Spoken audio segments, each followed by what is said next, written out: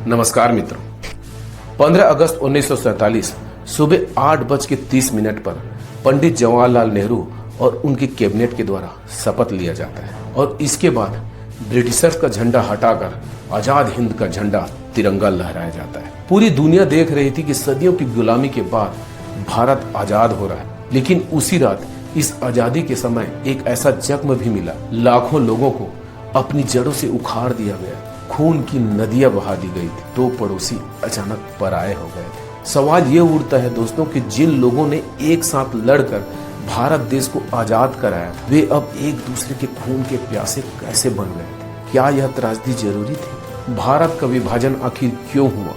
इसके पीछे असली जिम्मेदार कौन थे? और सबसे बड़ा सवाल, क्या इसे रोका जा सकता था? दोस्तों आइए इतिहास की उस मोड़ पर चलते हैं जिसने भारत को आज का भारत और पाकिस्तान में बांट कर रख दिया।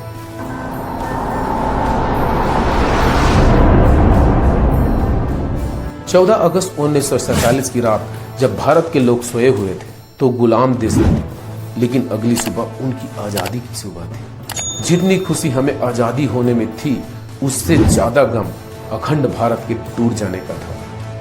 क्योंकि दोस्तों भारत ने लगभग अपना 23% क्षेत्र, लगभग 7,96,000 वर्ग किलोमीटर का एरिया पाकिस्तान के रूप में खो दिया था। करोड़ों की संख्या में लोग भारत छोड़कर चले गए थे। जो लोग उस समय पहले भाई की तरह जिंदगी जी रहे थे, वह अब एक दूसरे के जान के दुश्मन बन चुके थे। क्योंकि 14 अगस्त की रात के 12 बजे भारत और पाकिस्तान का विभाजन हो गया था। भारत दो टुकड़ों में बढ़ गया था, जिसमें से एक हिस्सा हिंदुस्तान और दूसरा पाकिस्तान हो गया था, और जिसकी वजह से बहुत सारे दंगे हुए। जो लोग खुद को भारत में सुरक्षित महसूस कर रहे थे वो भारत में ही रह गए, और जो अपने आप को पाकिस्तान में सुरक्षित महसूस कर रहे थे वो पाकिस्तान चले गए। कहा जाता है कि लोग पलायन को मजबूर हो गए थे, और इन दंगों में हजारों लोगों को मौत के घाट उतार दिया गया था। और उस समय दुनिया का संभवतः यह सबसे बड़ा विस्थापन था। दोस्तों भारत को आजाद करने की बात पहले से चल रही थी। इसी वजह से ब्रिटिशर्स के द्वारा माउंटबेटन को भारत का वायसराय बनाया गया था, ताकि भारत को जल्दी से जल्दी आजाद देश घोषित किया जा सके। लेकिन भारत के हिंदू और मुसलमान भाई आपस में ही लड़ने को उतारे थे, और यही ब्रिटिशर्स चाहते भी थे, क्योंकि यह लड़ाई की चिंगारी उन्हीं ने लगाई थी। दोस्तों भारत सदियों से विविधता में एकता का प्रतीक रहा है, लेकिन अंग्रेजों के आने के बाद फूट डालो और राज करो की नीति की शुरुआत होती है। 1905 में भारत के वायसराय के रूप में अपने दूसरे कार्यकाल में लॉर्ड कर्जन के द्वारा बंगाल का विभाजन कर दिया जाता है। बंगाल प्रेसिडेंसी को दो भागों में विभाजित कर दिया जाता है, ताकि हिंदू समुदाय और मुस्लिम समुदाय में ज्यादा से ज्यादा दूरी बनाया जा सके। और इसी दौरान 1906 में भारत के मुस्लिम अभिजात वर्ग के द्वारा नए वायसराय लॉर्ड मिंटो के समक्ष मुसलमानों के लिए अलग निर्वाचन मंडल की मांग करी जाती है। और 30 दिसंबर 1906 को बांग्लादेश के ढाका में सलीम उल्लाह खां के नेतृत्व में आगा खां के द्वारा अखिल भारतीय मुस्लिम लीग की स्थापना करी जाती है। शुरुआती दौर में कांग्रेस और मुस्लिम लीग मिलकर काम किया करते थे, लेकिन 1910 के बाद लीग के व्यवहार में परिवर्तन दिखाई देता है। हालांकि कांग्रेस के द्वारा 1916 में लखनऊ पैक्ट किया जाता है, जिसमें लीग की मांगों को मान्यता दिया जाता है। और 1919 में खिलाफत आंदोलन और 1920 में असहयोग आंदोलन को मिलकर किया जाता है। मगर खिलाफत आंदोलन की असफलता से मुसलमानों में निराशा उत्पन्न हो जाती है, और जिन्ना के द्वारा नेहरू रिपोर्ट को मानने से इनकार कर दिया जाता है। और इसी बीच मोहम्मद इकबाल के द्वारा सर्वप्रथम मुस्लिम बहुल राज्यों की स्वायत्तता की मांग करी जाती है, और जो बाद में पाकिस्तान की मांग का आधार बनता है। चौधरी रहमत अली के द्वारा नाउ फॉर नेवर शीर्षक में पाकिस्तान निर्माण की योजना प्रस्तुत करी जाती है। पाकिस्तान अर्थात पी से पंजाब, ए से अफगानिस्तान और के से कश्मीर और एस से सिंध के एरिया को मिलाकर पाकिस्तान निर्माण की योजना प्रस्तुत करी जाती है। और बाद में चौधरी रहमत अली को ही पाकिस्तान आंदोलन का जनक माना जाता है। धीरे धीरे मुस्लिम लीग और कांग्रेस के रास्ते अलग होते जाते हैं। जिन्ना द्वारा जनवरी 1940 में घोषणा करी जाती है कि हिंदू और मुस्लिम दो पृथक राष्ट्र हैं। मुसलमान और हिंदू एक दूसरे के विरोधी और अलग धार्मिक समुदाय हैं। और इस तरह से कोई भी समझौता नहीं किया जा सकता जो मुस्लिम लीग की आकांक्षाओं को पूरा न करता।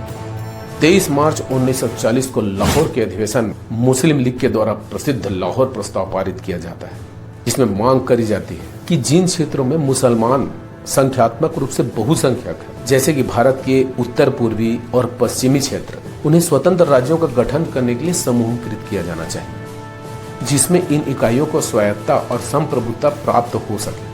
हालांकि जैसे कि आप लोगों को पता, यह सारा खेल अंग्रेजी हुकूमत का ही था, जिसने फूट डालो और राज करो की नीति का अनुसरण बहुत ही बेहतरीन तरीके से किया था, जहां उन्होंने हिंदुस्तान के अंदर हिंदुओं में हिंदू की भावना और मुसलमानों में मुस्लिम की भावना को जगा दिया था। वरना आजादी के पहले तक हम सभी एक भाई की तरह जी रहे थे। अब सवाल ये उठता है दोस्तों कि आखिर बंटवारे का जिम्मेदार कौन था? क्या वो ब्रिटिश हुकूमत था, जिसने सत्ता छोड़ते छोड़ते जल्दबाजी में देश को 2 भागों में विभाजित कर दिया, जिससे उनका मकसद पूरा हो सके और हिंदुस्तान और पाकिस्तान हमेशा लड़ते रहे और इसी तरह उनको कमजोर किया जा सके? या फिर मुस्लिम लीग के नेता मोहम्मद अली जिन्ना जिम्मेदार थे, जिनकी हठ धर्मिता और जिद थी कि मुसलमानों के लिए अलग पाकिस्तान ही चाहिए? या फिर इसका जिम्मेदार कांग्रेस का शीर्ष नेतृत्व था? क्योंकि 29 जून 1946 को कांग्रेस के द्वारा कैबिनेट मिशन की योजना को स्वीकृति प्रदान कर दी जाती है और अंतरिम सरकार की गठन भी करी जाती है, जिसमें लीग मजबूरी में शामिल तो हो जाती है, लेकिन कुछ दिनों बाद असंतुष्ट होकर 16 अगस्त 1946 को सीधी कार्यवाही दिवस घोषित कर दिया जाता है, जिसका उद्देश्य केवल दंगे फैलाना ही कार्यक्रम बन गया था और मुस्लिम लीग के द्वारा नारा दिया जाता है, लड़कर पाकिस्तान। कोलकाता में कत्ले आम मच जाता है। नोआखली, ढाका, बिहार और कई अन्य जगहों पर मुस्लिम लीग के द्वारा सांप्रदायिक दंगे भड़काए जाते हैं। 16 अगस्त 1946 को सीधी कार्यवाही दिवस के दिन कितने लोगों को भयंकर तरीके से मारा गया था, इसका हम अलग वीडियो में चर्चा करेंगे, क्योंकि अगर हम इसमें चर्चा करेंगे तो ये वीडियो और लंबा हो जाएगा। सीधी कार्यवाही दिवस के परिणाम को देखते हुए नेहरू और पटेल जी चाहते थे कि जितना जल्दी हो सके अंतरिम सरकार का गठन किया जा सके। हालांकि गांधी जी आखिरी समय तक विभाजन के खिलाफ थे। वे शुरुआत में पंडित जवाहरलाल नेहरू को प्रधानमंत्री बनाने के वादा कर चुके थे। इसके बावजूद गांधी जी मोहम्मद अली जिन्ना को भारत का प्रधानमंत्री बनाने का भी सुझाव देते हैं, ताकि विभाजन को रोका जा सके।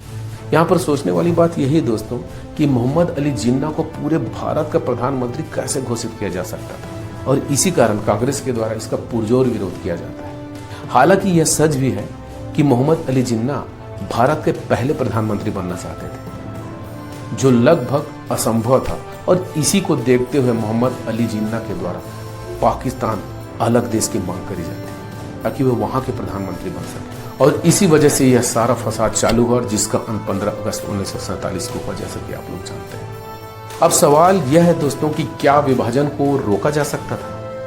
1946 में ब्रिटिश सरकार के द्वारा कैबिनेट मिशन लाया गया। इसमें कहा गया था कि भारत अखंड रहेगा, भारत का विभाजन नहीं होगा, लेकिन इसमें राज्यों को ज्यादा अधिकार प्राप्त होंगे। अगर यह प्लान मान लिया जाता तो शायद भारत का विभाजन रोका जा सकता था, और शायद भारत, पाकिस्तान और बांग्लादेश एक देश ही रहता, क्योंकि 29 जून 1946 को अंतरिम सरकार का गठन पहले ही हो चुका था। लेकिन जिन्ना और मुस्लिम लीग पाकिस्तान बनाने की मांग पर अड़े रह गए, और जायज है, कांग्रेस भी इसे मानने में पूरी तरीके से असमर्थ था। अंग्रेजों के द्वारा दबाव में जल्दी जल्दी सत्ता छोड़ दी जाती है, और नतीजा होता है दोस्तों इतिहास का सबसे बड़ा पलायन और कत्लेआम। वास्तव में अगर सोचा जाए तो भारत के विभाजन में किसी एक की गलती नहीं थी, बल्कि यह अंग्रेजों की फूट डालो और राज करो की नीति के कारण नेताओं की महत्वाकांक्षा और धार्मिक राजनीति का मिला जुला परिणाम था। शायद अगर थोड़ा धैर्य और आपसी भरोसा दिखाया जाता तो भारत का नक्शा आज कुछ और होता। तो दोस्तों यह थी भारत की बंटवारे की पूरी कहानी। लेकिन बंटवारा हुआ कैसे, किन किन चीजों को बांटा गया और कितना भयंकर था 14 अगस्त की रात, इसको जानने के लिए हमारे चैनल पर बने रहिए। अगर आपको हमारा वीडियो पसंद आता है तो हमारे चैनल को लाइक कीजिए, सब्सक्राइब कीजिए और अपने दोस्तों के साथ शेयर कीजिए। तब तक के लिए जय हिंद, जय भारत।